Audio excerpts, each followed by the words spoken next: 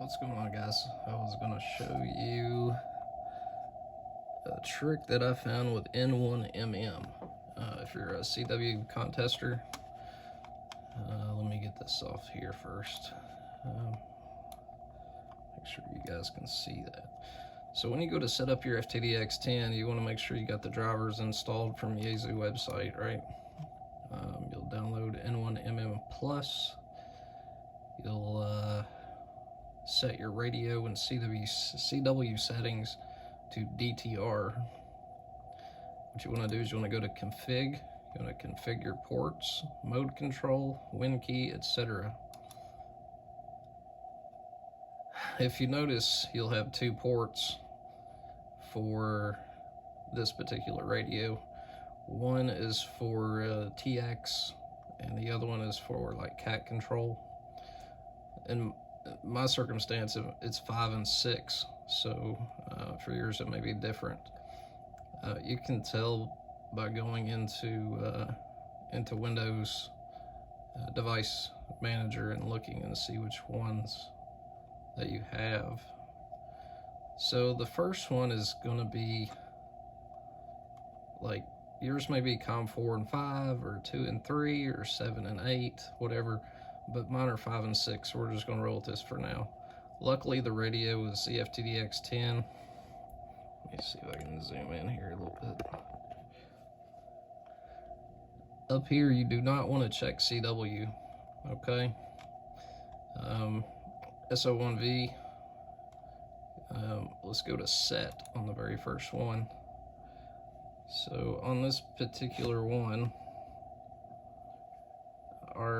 from default, the ftdx10, the transmission speed is 38,400. That's already set in your radio. Your parity will be none or no. Data bits 8, stop bits 2, DTR, these are very important. DTR pin 4, DTR pin 7, both handshake. Radio number 1 right here. You want to disable all of these right here. All of these that are checked, I'd say all of them are. You do not want to allow external interruptions. You want your polling rate to be normal. You want your foot switch to be none. And that's really all you have to do there. Let's go back over here to COM 6. Now this is the one that I want to transmit CW on through N1MM. You notice I have it check marked for CW other, okay? Let's go into set and pull you over here a little bit. So this DTR pin 4 is CW and your RTS pin 7 is always off. Your VFO number should be 1. Your push to talk delay is 30. Neither one of these are check marked. We're not using WIN key. You don't need to use WIN key with this radio. This is none and none. Make sure you hit OK and OK again. Basically, what this allows you to do is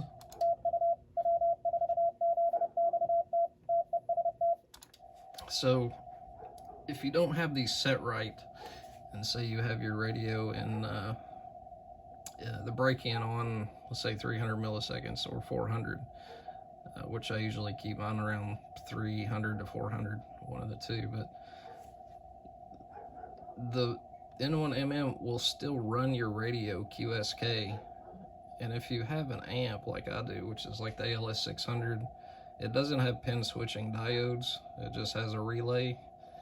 And it don't take long for N1MM and full QSK to wear out a relay and one of these Ameritron amps. If you're using Elecraft amp, you should be fine.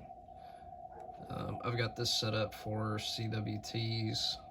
You'll notice up here, if it's set correctly, you'll see the frequency up here. And then if I change the frequency, you'll see it move. That's what you want to see.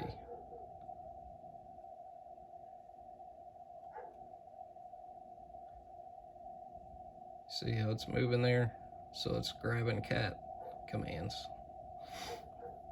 We can now call QRL, see if this frequency is in use.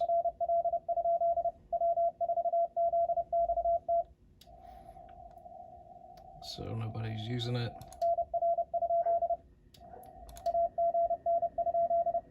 Again, make sure you download the updates for N1MM. I think every day it updates because there's a new contest or something like that. So let's see if there's anything else I wanted to kind of show you. Let's see. Enable call history lookup. I like to keep that on.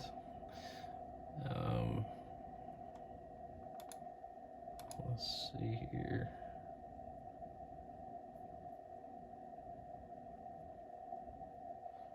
Yep, I don't have any of these pulled up right now, but I do run Gray Line and the Telnet. I'll pull it up too. The score summary, I'll keep it pulled up also. Let's see.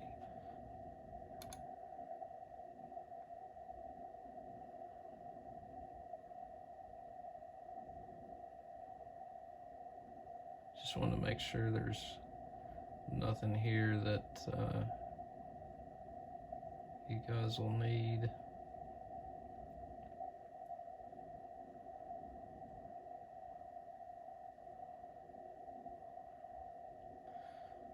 Oh, the check partial file. Download and install latest check partial file. This is, I like to do this every time before a contest starts. That way, if you get a partial with their call sign, it comes up with possibilities who it could be, and it kind of helps your ear a little bit tuned to who it may be. But no QSK now.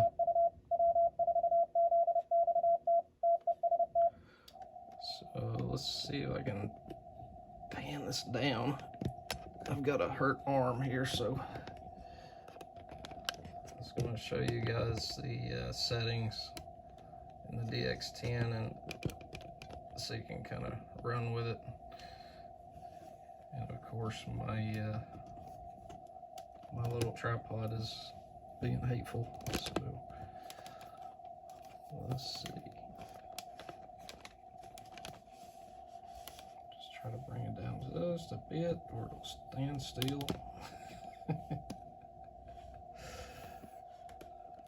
It still looks kind of sideways and floppy jawed, but anyway. So under function, I go into CW settings, and I'll let you guys see. Most of these are kind of default. Some of them aren't. Let's see. Yeah, CW break-in type semi or semi break-in. CW wave shape is default.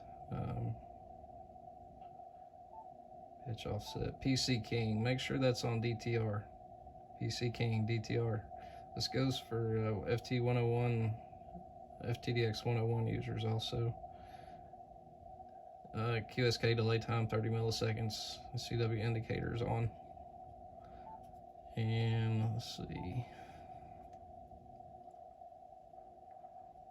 It's under operations settings. Just trying to make sure there wasn't anything here that you guys need to see. But yeah, make sure your cat rate is 38,400.